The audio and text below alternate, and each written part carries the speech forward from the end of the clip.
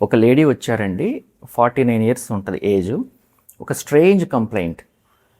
Morning అంతా బాగుంటున్నారు, సాయంత్రం అవగానే విపరీతమైన గుండెదడ, టెన్షను, ఇల్లంతా నాన్ స్టాప్గా తిరుగుతున్నారు. దడగా ఉంది కదా అని ఈసీజీ ఎక్కువ చేయించుకుంటే అవన్నీ బాగానే ఉన్నాయి. సాయంత్రం మాత్రమే టెన్షన్ రావటం ఏంటి, ఈవిని సైకియాట్రిస్ట్కి చూయించండి అన్నారట ఎవరో. తనకి బ్లడ్ టెస్ట్లు చేస్తే హైపర్ థైరాయిడిజం అనే ప్రాబ్లం ఉన్నట్టు డయాగ్నోస్ చేశాం. అంటే ఏంటంటే థైరాయిడ్ హార్మోను కావాల్సిన దానికన్నా ఎక్కువగా తయారవటం, అది ఎడ్రినర్జిక్ యాక్టివిటీ ద్వారా హార్ట్ బీట్ని విపరీతంగా పెంచిద్ది. దాని నుంచి యాంగ్జైటీ వచ్చిద్ది. మరి పొద్దునే బాగానే ఉంటున్నారు కదా ఈవిడ, ఎందుకు అంటే బాడీలో ఉదయం పూట కార్టిసోల్ అనే ఒక హార్మోను చాలా ఎక్కువగా ఉంటుంది.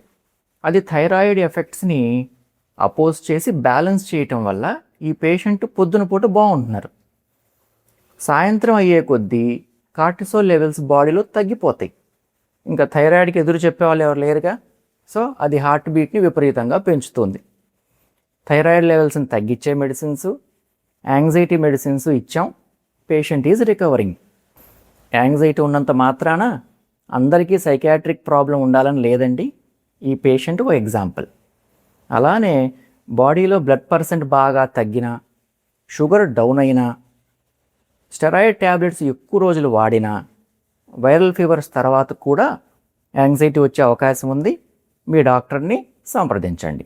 Thank you for watching.